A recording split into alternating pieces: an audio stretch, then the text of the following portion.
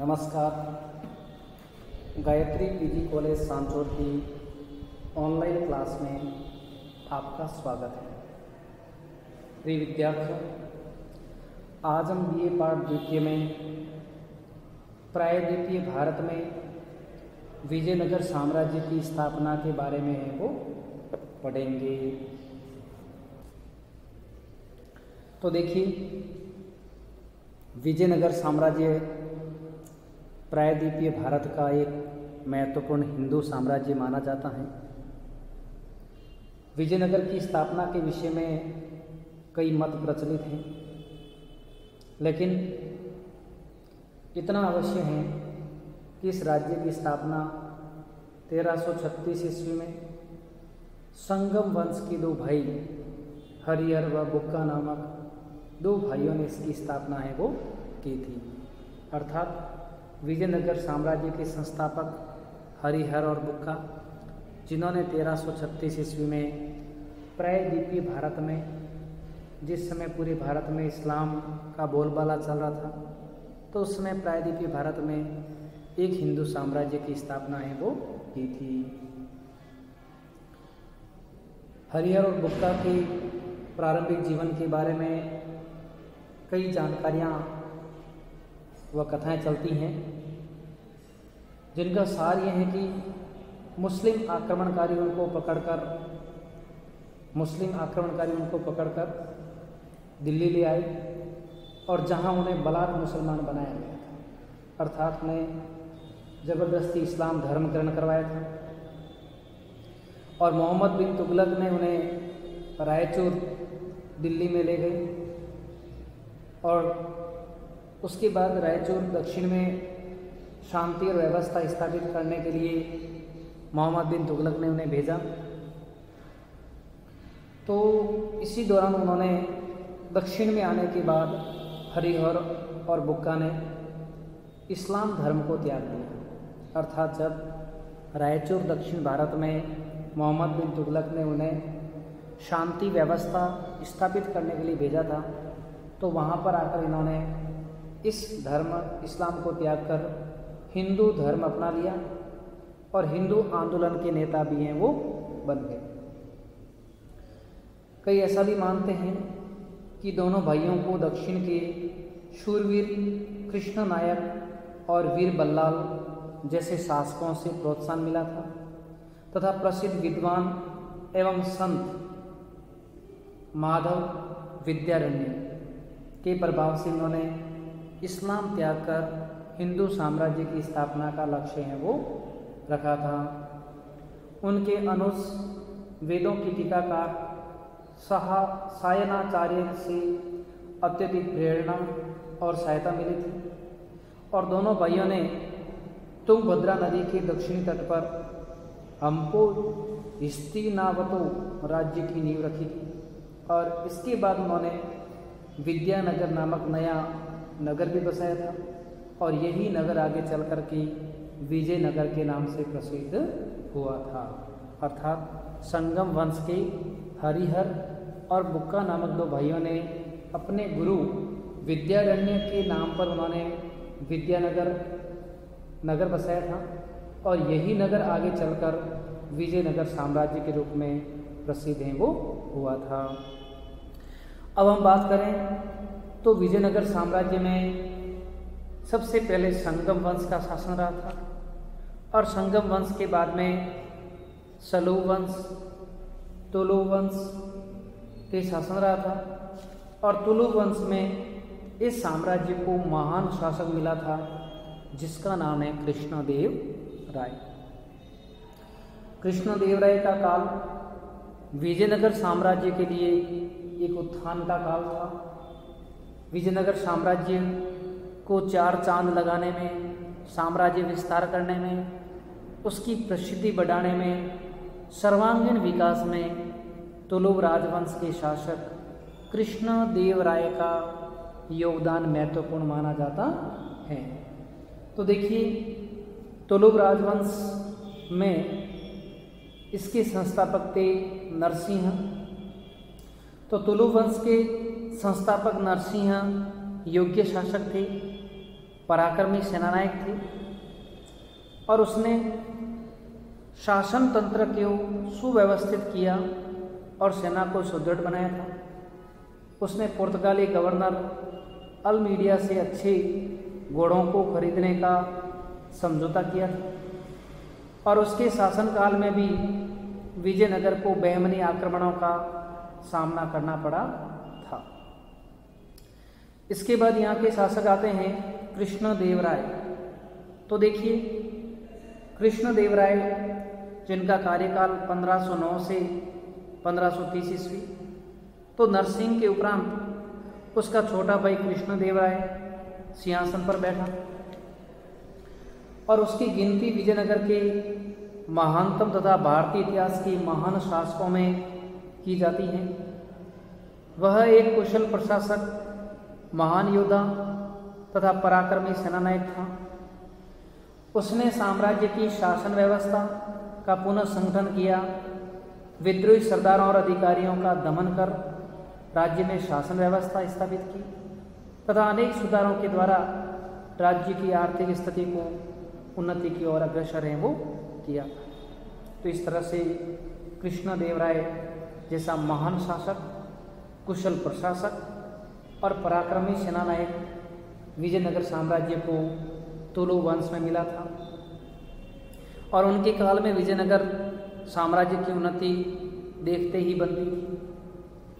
कृष्णदेवराय ने अनेक युद्ध किए और उन सभी में उसे विजय मिली और उसके समय में बहमनी राज्य 5 स्वतंत्र मुस्लिम राज्यों में विभाजित हो गया था, परंतु उन 5 का और विशेषकर 3 राज्य बीजापुर, गोलकोंडा और अहमदनगर का विजयनगर के साथ निरंतर संघर्ष चला और मुस्लिम राज्यों के विरुद्ध उसने पुर्तगालियों से घनिष्ठ मैत्री संबंध स्थापित किए और अपने राज्य में भटकल नामक स्थान पर उन्होंने अपना दुर्ग बनाने की अनुमति भी प्रदान की थी।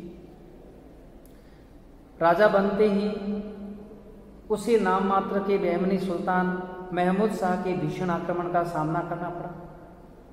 महमूद शाह ने अपने सैनिक अभियान को जिहाद की संज्ञा देकर मुसलमानों को उत्तेजित किया, लेकिन कृष्णदेवराय ने धैर्य के साथ शत्रु का सामना किया और उन्हें परास्त कर खदेड़ दिया।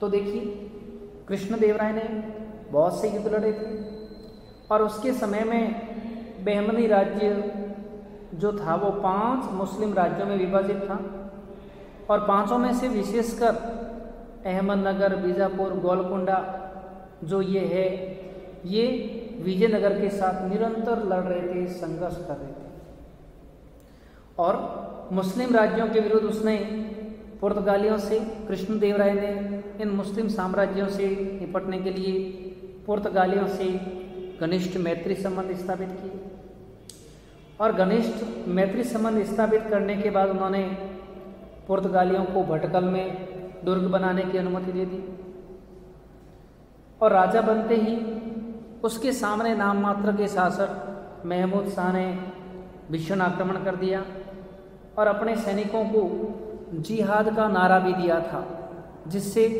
वे युद्ध में बड़ी तीव्रता के साथ कृष्णदेवराय के विरुद्ध वो युद्ध कर सके। लेकिन कृष्णदेवराय ने धैर्य के साथ शत्रु का सामना किया और उसे परास्त कर खदेड़ दिया। भागती हुई मुस्लिम सेना का बुरी तरह पीछा किया गया और इस युद्ध में बीजापुर के सुल्तान यूसुफ आदिल शाह मारा गया और कृष्णदेवराय ने आगे बढ़कर रायचूर का दुर्ग तथा कृष्णा तुंगभद्रा के उपजाऊ दोआब को जीतकर विजयनगर राज्यों में सम्मिलित हैं वो कर लिया। अर्थात मुस्लिम सेना का बुरी तरह पीछा किया गया और इस युद्ध में बीजापुर का सुल्तान है वो यूसुफ आदिल शाह मारा गया और कृष्णदेवराय ने आगे बढ़कर रायचूर के दुर्ग पर क्या कर लिया, अधिकार है वो कर लिया था और कृष्णा व तुंगभद्रा के उपजाऊ दोआब को जीतकर विजयनगर राज्य में सम्मिलित कर दिया गया और इसके बाद उसने बीदर को भी जीत लिया, परंतु राजनीतिक सूझबूझ का परिचय देते हुए महमूद शाह को पुनः सिंहासन पर बैठाकर लौट आया। युद्ध में प्राप्त सफलता तथा महमूद शाह के प्रति उसके व्यवहार ने उसकी प्रतिष्ठा को काफी बढ़ा दिया और इसके बाद उसने अपने पड़ोसी शत्रु उड़ीसा की तरफ भी ध्यान दिया और 1513 में उसने उड़ीसा के राजा को पराजित किया और उससे वे सब क्षेत्र वापस लिए जो उसने विजयनगर के दुर्बल शासकों के काल में हड़प लिए थे। अर्थात इस तरह से कृष्णदेवराय ने विजयनगर साम्राज्य को अहमदनगर, बीजापुर, गोलकोंडा की सेनाओं से सुरक्षित किया। उन्होंने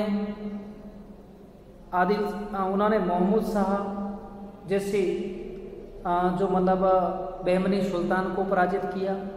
उन्होंने बीजापुर के सुल्तान आदिल शाह का वध भी किया, रायचूर दुर्ग पर अधिकार किया और उड़िया के गजपतियों ने जो विजयनगर का साम्राज्य हड़प लिया था उसे वापस प्राप्त किया। और 1514 ईस्वी में कृष्णदेवराय ने पुनः आक्रमण करके उदयगिरी का किला है वो जीत लिया और इसके बाद उसने कोडबिंदु तथा कोडपल्ली पर भी वो अधिकार कर दिया। अर्थात उन्होंने 1514 में उदयगिरी का किला और दक्षिणतम बिंदु कोडपल्ली पर भी अधिकार है वो कर दिया।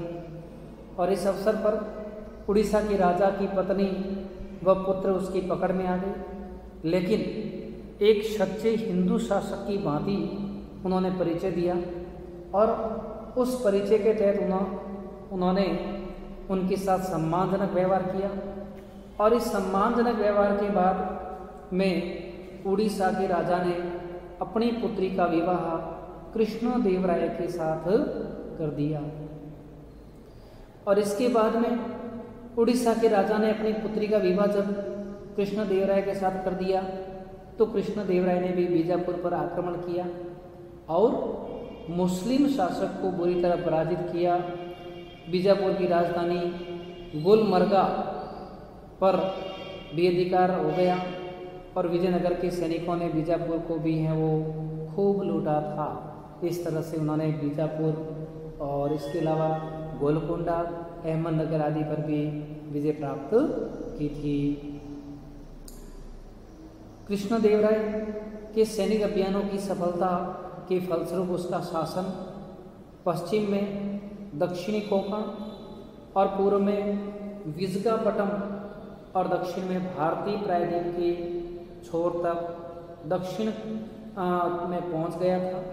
इस तरह 1530 ईस्वी में जब कृष्णदेवराय का देहांत हुआ था तो उस समय तक विजयनगर साम्राज्य की शक्ति और प्रतिष्ठा बहुत अधिक है वो बढ़ गई।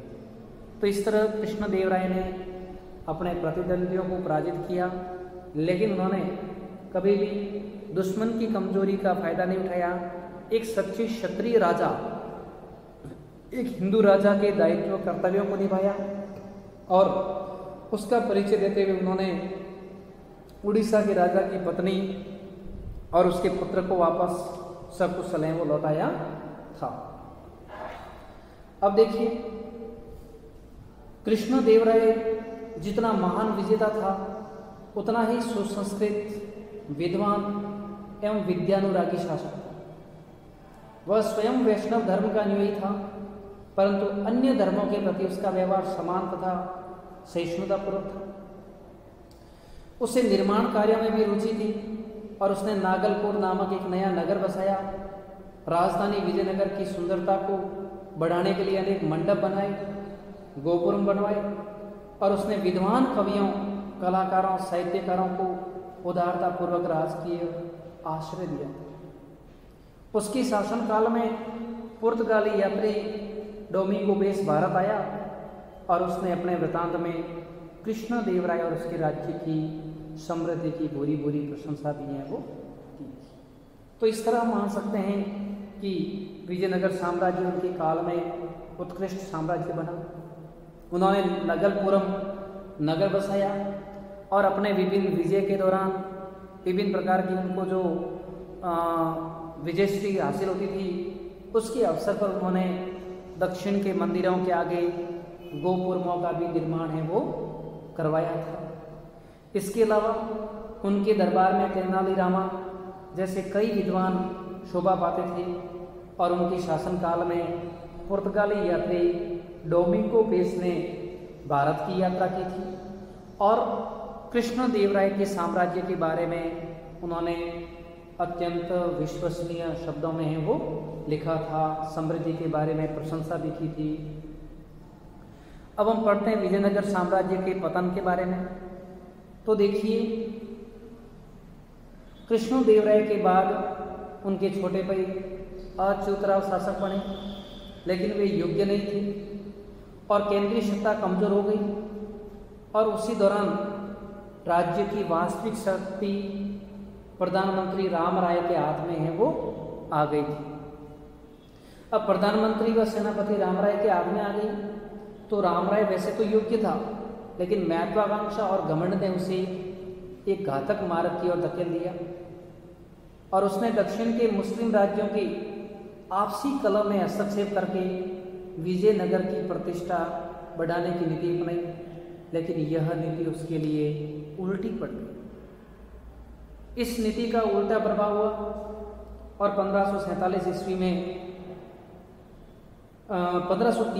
में उसने बीजापुर के विरुद्ध अहमदनगर और गोलकुंडा का साथ दिया। तो 1547 में उसने बीजापुर और गोलकुंडा के साथ मिलकर अहमदनगर पर आक्रमण कर दिया।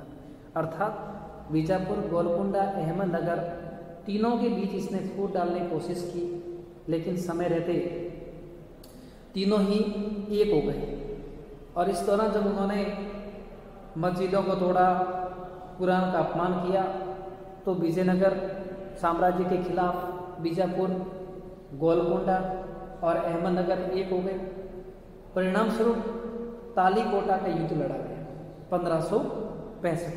याद रखना, 23 जनवरी 1565 ईस्वी को तालीकोटा का युद्ध, जिसे इतिहास में राक्षस तांगड़ी युद्ध के नाम से भी जाना जाता है, जिसमें अहमदनगर, बीजापुर, गोलकुंडा और बीदर की संयुक्त सेना ने मिलकर अहमदनगर के अनुभवी सुल्तान हुसैन निजाम शाह के नेतृत्व में विजयनगर राज्य पर आक्रमण कर दिया और राम राय को इसकी सूचना सही समय पर मिल गई, परंतु वह स्थिति नहीं संभाल सका और अंत में कृष्णा नदी के तट पर इसमें राम राय की पराजय हुई और तीनों ही राज्यों गोलकुंडा, अहमदनगर, बीजापुर ने इस राजवंश को जी भरकर लूटा, विजयनगर को जी भरकर लूटा और अंत में विजयनगर साम्राज्य की प्रतिष्ठा को है वो